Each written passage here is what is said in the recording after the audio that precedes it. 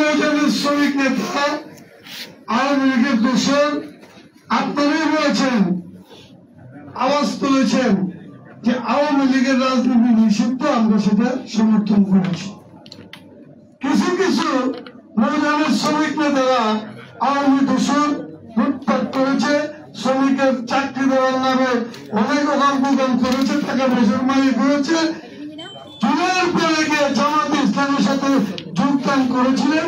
জামাতে ইসলামের নেতারা তাদের চরিত্রের পরিবর্তন দেখে 5, 7, 6 মাস 4 মাস দেখে তাদের বের করে দিয়েছে। এখন আইনশৃঙ্খলা বা গণ অধিকার পরিষদের কাছে তারা ঝুঁকছে, যাচ্ছে। আমরা তাদের প্রতি দৃষ্টি আকর্ষণ করছি যে আওয়ামী লীগের ফ্যাসিস্টরা যা করেছে, বাংলাদেশে তাদের কোন সেক্টরে রাজনীতি করার অধিকার নাই। আপনারা সুতরাং তাদের কাছ থেকে যদি সাবধান হন, আমরা মনে করি যে শ্রমিক সেক্টরে আজকের আমাদের এই দাবি, এইগুলি এগিয়ে যাওয়া যাবে। কোন রাষ্ট্র ক্ষমতাসীন দল কখনো শ্রমিকের অধিকার এগিয়ে যেতে সহযোগিতা করে না। তো ফলে আমি সবশেষে বলবো, আজকের এই আমাদের এই 14 বছরের দাবি আমরা করে আসছি। আমাদের এই দাবি পূরণের লক্ষ্যে আজকে আমাদের হোটেল শ্রমিক আছে, মোটর মেকানিক্স আছে, নৌযান আছে, গার্মেন্টস আছে, রুলিং মিল আছে, বিভিন্ন শিল্প কল কারখানা আমরা একযোগে ডাক দিয়ে সরকার এবং দেশের মালিকদের শ্রমিকদের জিম্মি করবো। জিম্মি তোমাদের প্রতিষ্ঠান আমরা চালাই বলে এই সরকারি আজকে বড় বড় কথা বলো, এইগুলো সেইগুলো আমাদের জন্য সমস্ত জায়গা বন্ধ করে দিয়ে আমাদের অধিকার আমরা প্রতিষ্ঠা করব, সেই কথা বলে আমাদের এই বাজেটের মধ্যে, আগামী বাজেটের মধ্যে আমাদের মূল্য বাজেট যদি না রাখা হয়, তাহলে আমরা সারা বাংলাদেশে প্রত্যেক সেক্টর, ধর্মঘট, আন্দোলন সমস্ত কিছু দিয়ে আমরা আমাদের অধিকার আদায় করব। এই গোলটেবিল আলোচনায় অংশগ্রহণকারী বাংলাদেশ টেক্সটাইল গার্মেন্টস শ্রমিক ফেডারেশনকে ধন্যবাদ জানাচ্ছি। আমি বিপ্লবী গার্মেন্টস শ্রমিক সংগঠনের পক্ষ থেকে এবং বাংলাদেশ নৌ পরিবহন শ্রমিক ফেডারেশন এবং বাংলাদেশ কার্গো ডলার শ্রমিক ইউনিয়ন, আপনারা জানেন এইগুলি ঐতিহ্যবাহী একটি সংগঠন। এদেরকে পিকেটিং করা লাগে না, ভুলে বললেই পানির মধ্যে আর চাকা ঘুরে না, পাকা ঘুরে না। এবং নারায়ণগঞ্জ জেলা শ্রমিক কর্মচারী সংসদের পক্ষ থেকে সকলকে ধন্যবাদ জানিয়ে আমি আমার বক্তব্য শেষ করছি।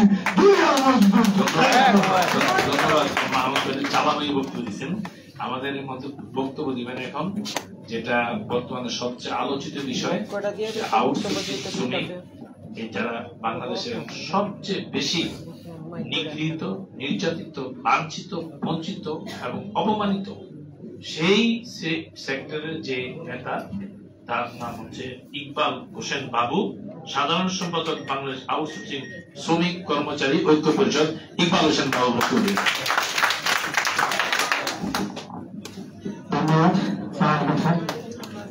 আজকের এই গোলটেবিল আয়োজন, সেই আয়োজনে যারা উপস্থিত আছেন সবাইকে ধন্যবাদ। তো বিষয়টা হচ্ছে, স্যার আপনাদের কাছে কিছু প্রশ্ন এবং সবার কাছে প্রশ্ন। আউটসোর্সিং হচ্ছে বাংলাদেশের সরকারি প্রতিষ্ঠানের শিশু শিক্ষা মন্ত্রণালয় প্রত্যেকটা জায়গাতে, প্রতিটা হাসপাতাল এবং প্রতিটা সেক্টরে এই কর্মচারী আছে। তাদের সংখ্যা প্রায় 6 থেকে 8 লাখ। তো সেই জায়গায় আমরা এই যে আজকে যে বাজেটের আলোচনা, সেই আলোচনার এরকম একটা আউটসোর্সিং কর্মচারীদের কথা উঠে আসে নাই। তো সেই ক্ষেত্রে ইসলাম একটু বলছে যে আউটসোর্সিং নামটা শুধু এই জায়গায় আছে।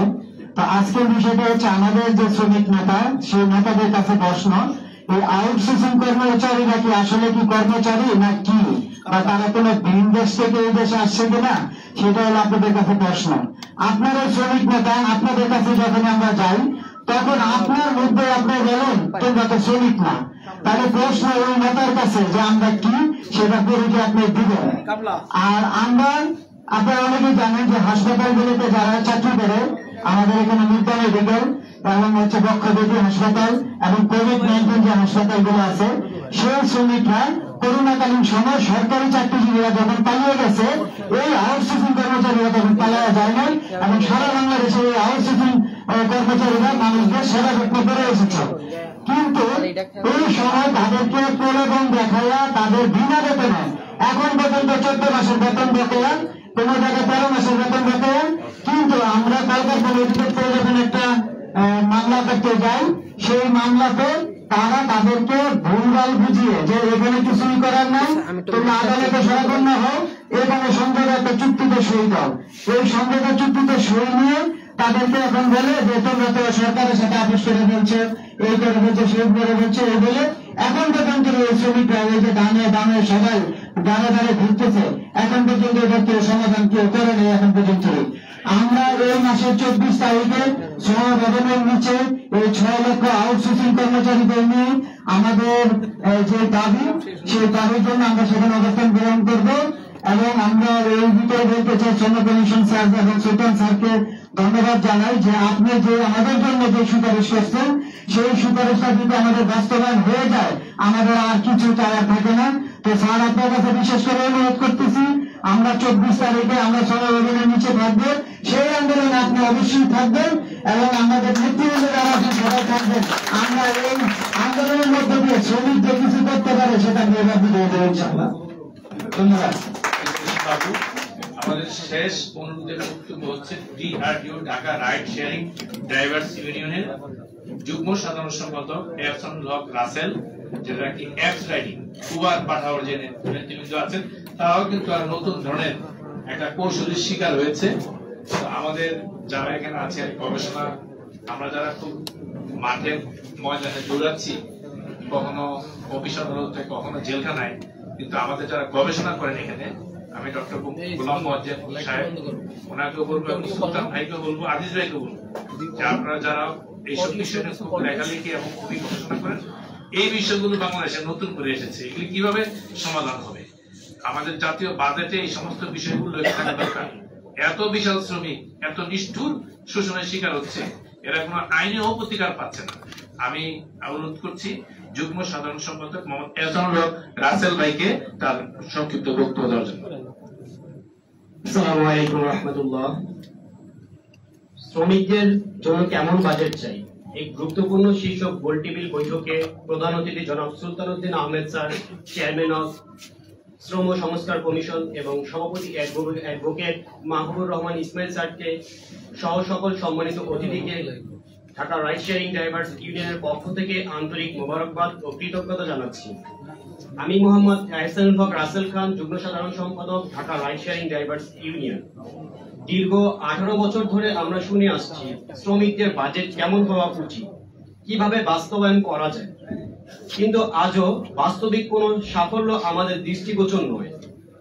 আমরা স্পষ্ট বার্তা দিতে চাই, শ্রমিকদের বাজেট যেন আর কোনো নির্দিষ্ট মন্ত্রণালয়ের অবহেলিত অনুষঙ্গ না হয়, বরং শ্রমিক খাতে নামে একটি পৃথক বাজেট ও বাস্তবায়ন কাঠামো তৈরি করতে হবে। আমাদের দাবিসমূহ অত্যন্ত গুরুত্বপূর্ণ মানবিক, শ্রমিকদের জন্য স্বাস্থ্যসেবা নিশ্চিতকরণ ও চিকিৎসা সহায়তা বাজেট, রেশন কার্ড চালু যাতে নিত্য প্রয়োজনীয় পণ্য স্বস্তি আসে, আবাসিক সুরক্ষা সুবিধা, ন্যায্য মজুরি বৃদ্ধির নীতি স্পষ্ট। বিশেষভাবে উল্লেখ্য বাংলাদেশের রপ্তানি আয়ের প্রধান ভিত্তি গার্মেন্টস খাত।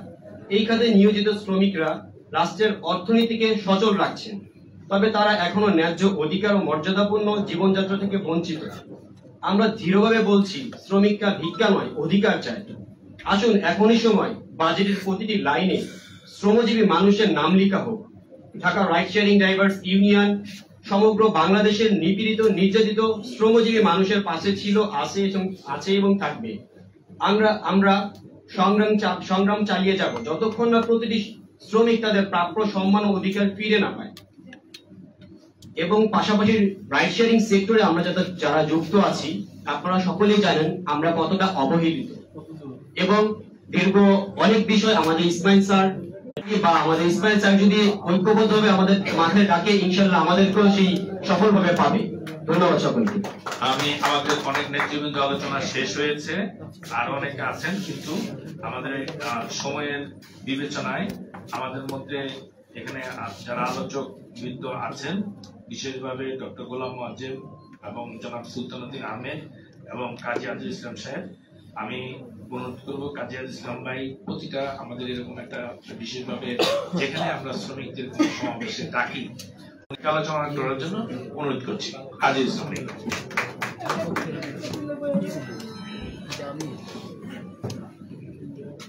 আসসালামু আলাইকুম। আয়োজক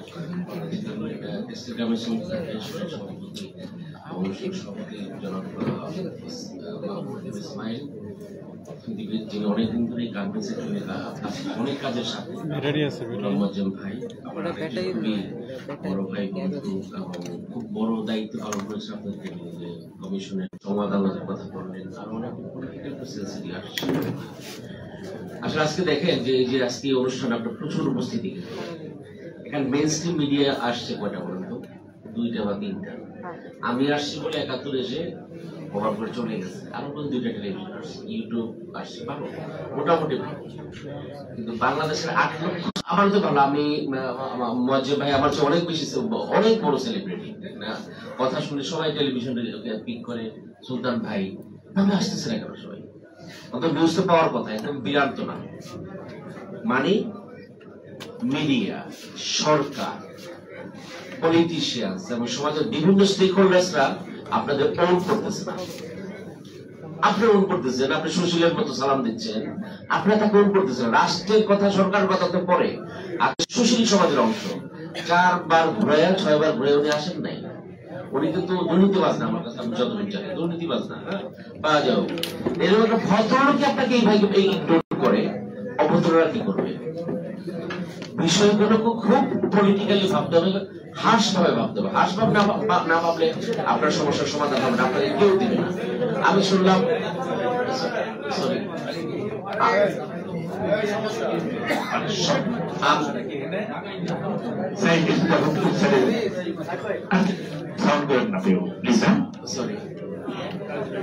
আমি শুনলাম যে ওরা সমস্যা করে যে অ্যাডভোকেট ম্যাডাম উনি বললেন যে শ্রম আদালতে 8 তলায় একটা লিফট পর্যন্ত হয়। এত দারুণ দারুণ বিল্ডিং হচ্ছে বাংলাদেশে, যে গ্লাস বিল্ডিং, কি দারুণ ইনফ্রাস্ট্রাকচার হচ্ছে, আমাদের সবকিছু হয়ে গেছে। আপনারাও আনন্দিত যে আমরা মধ্য হয়ে চলে গেছি, কারণ এই শহরের বিল্ডিং দেখে তাই মনে হয় মধ্য হয়ে দেশে চলে গেছি। কিন্তু আপনার শ্রম আদালতে ওঠার লিফট নাই। আমি এখানে একটা অ্যাসেসমেন্ট করতেছিলাম, ক্যাম্বোডিয়া একটা দেশ, ক্যাম্বোডিয়া আমাদের চেয়ে গরিব দেশ, বিভিন্ন কালচার $99 নেমে আসছে। পাকিস্তানের চেয়ে $35 কম আপনার শ্রমিকের বেতন। এই দেশ মধ্যবিত্ত হইল না উচ্চ মধ্যবিত্ত হইল, আপনার কি আসে যায়? যারা শ্রমিক তারপর কি আসে যায়? তাহলে আপনি যখন বাহাবা দিবেন সরকারকে যে মধ্যবিত্ত করেছেন, দারুণ করেছেন, তাহলে আপনি আপনার শ্রমিকের মৃত্যু বেমানি করতেছেন, আপনি আপনার শ্রমিকের কথা বলতেছেন না। আমি শ্রমিকের যারা অ্যাক্টিভিস্ট, শ্রমিকের যারা নেতা, তাদেরকে বলতেছি এই বিষয়গুলোকে যখন পলিটিক্যালি যতদিন আপনি না ভাববেন ততদিন পর্যন্ত এই সমস্যার সমাধান হবে না, মানে আপনাদের অধিকার হবে না। মানে কেউ আসলে দেয় না। এই যে বাজার সেন্সিটিভ, আমি দেখলাম একটা হিসাব করলাম যে স্বাধীনতার পর আমরা দরিদ্র ছিলাম, গরিব ছিলাম, ঠিক আছে, বাদ দিলাম 25 বছর। 1999-2000 সালে আমাদের বাজেট ছিল 34,000 কোটি টাকা। এই বাজেট যেটা চলতেছে এটা 7,90,000 কোটি টাকা। মানে বাজেট গত 25 বছরে 34 গুণ বাড়ছে। আপনার বেতন বাড়ছে মাত্র 13 গুণ। আমি গণিত হিসাব করে দেখলাম। আরেকটা কথা আপনাকে বলি যে বাংলাদেশে এই